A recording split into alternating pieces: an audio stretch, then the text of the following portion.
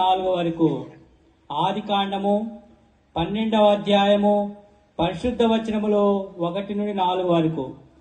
దేవుడు అబ్రహాముతో ఇట్లు చెప్పెను, నీ దేశమును నీ చుట్టుపక్కలను నీ పుట్టినింటిని వదిలి నేను చూపు దేశమునకు వెళ్ళుము.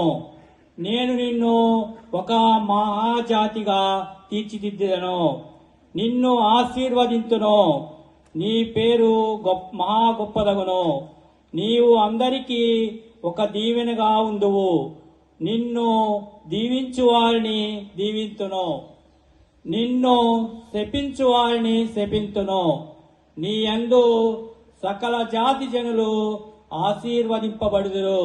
దేవుడు చెప్పిన రీతిగానే అబ్రహాము బయలుదేరెను. లోతు అతని వెంట వెళ్ళెను.